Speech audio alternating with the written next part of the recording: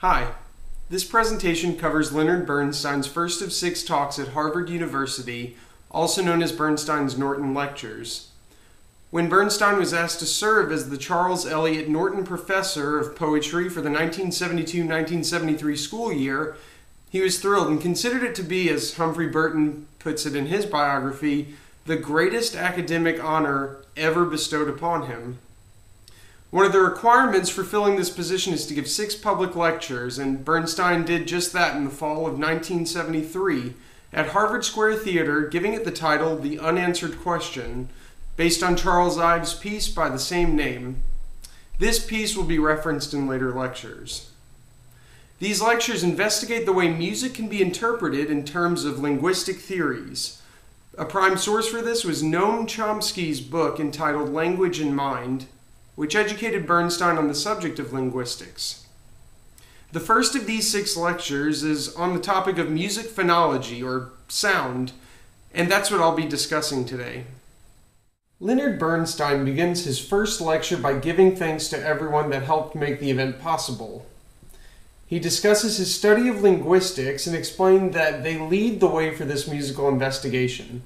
He starts off by telling a story about how much Aaron Copland's piano variations meant to him and a former professor. The piece is based off of 4 notes, and he relates this to 4 other pieces written by composers at very different times and in very different locations. And since this first lecture is on the topic of phonology, he tells us that he'll be examining both language and music from the most fundamental point of view. He defines phonology as that of sound itself and the stuff which verbal and musical utterances are made. Bernstein tells us that all of this really kick-started his belief and understanding of monogenesis, the theory that all languages, or in this case music, came from a single source. From the language perspective of origins, he explains how the word ma, or mother, is pretty universal. In relating this to music, he uses the example that all children tease each other in a sing-song way.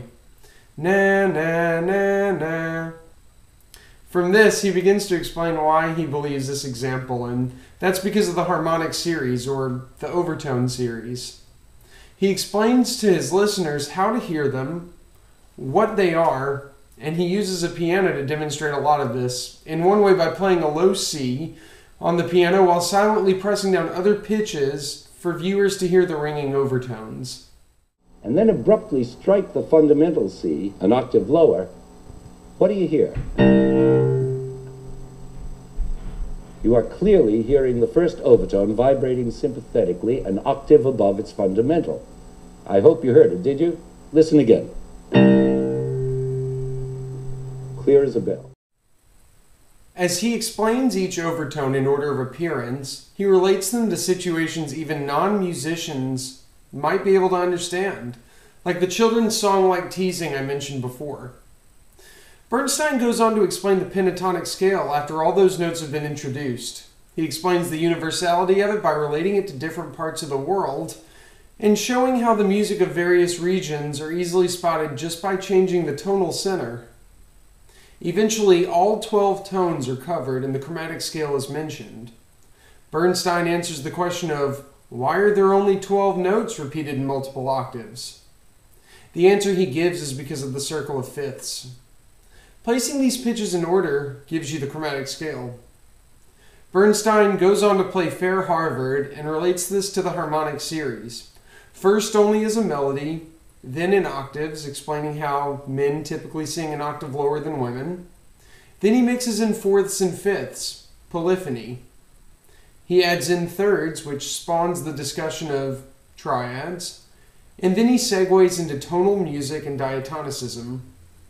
Bernstein tells about the great system of tonal controls and how it was perfected and codified by J.S. Bach.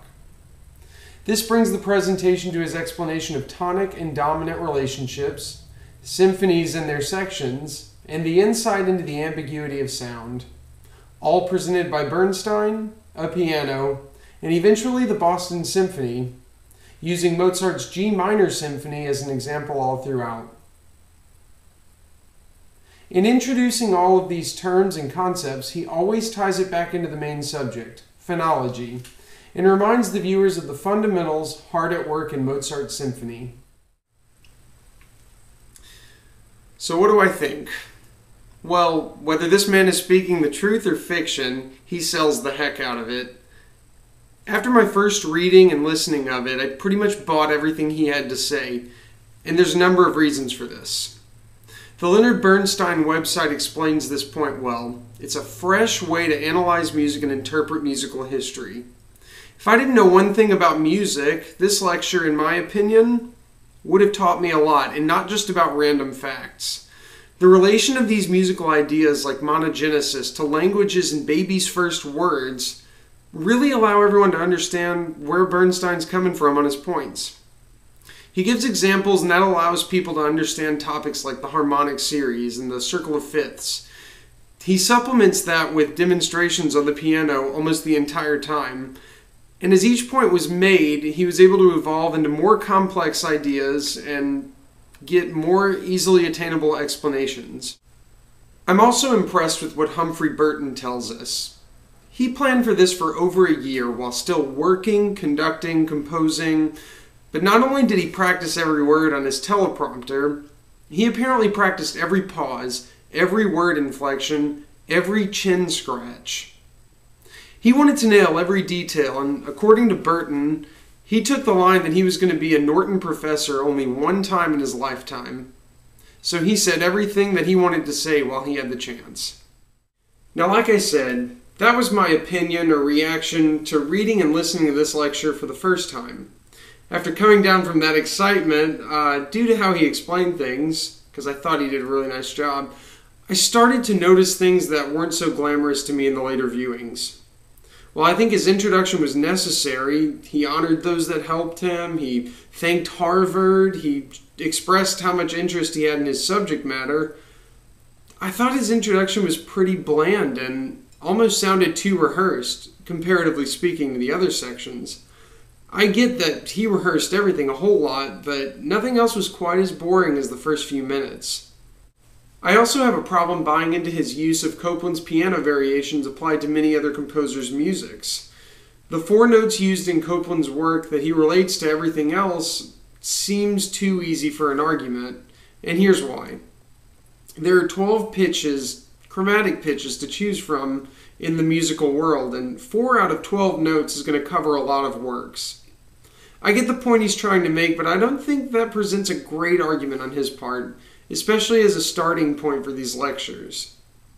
Another part that struck me as lacking was the portion about children teasing one another and that every kid sings these minor thirds when they do it. Bernstein claims that this is due to the harmonic series. I think this is a huge generalization on his part, because does every kid tease each other in that sing-song fashion? And if this is due to the harmonic series, why are children choosing the interval that doesn't appear until much later in the series? Towards the end of his lecture, Bernstein starts to make comments like, "Oh, believe me," or "take my word for it," when referring to aspects of the Mozart symphony. But even that explosion of chromaticism is explainable in terms of the circle of fifths. Not that I dream of burdening you with it, but take my word for it, that outburst of chromatic rage is classically contained, and so is the climax of this development section. And again, believe me, all these phonological arrivals and departures to and from the most distantly related areas operate in the smoothest, most Mozartian way under perfect diatonic control. It's easy to take his word for it when it comes to the chromatic range and phonological arrivals because it's easy to listen to him. But I feel that comments like that take away from the great job he did in every other aspect. Overall, I think that Leonard Bernstein makes great points and teaches the fundamentals of music in a way that most people can easily understand. He's easy to listen to, and he's very well spoken in this lecture. I think all of this forces people to think differently about the origins of why the fundamentals of music are the fundamentals of music, and I think that Bernstein comes up with excellent theories that he expresses very well. But without hard evidence or research presented in this lecture, we can only take them as well-crafted, interesting ideas from Bernstein.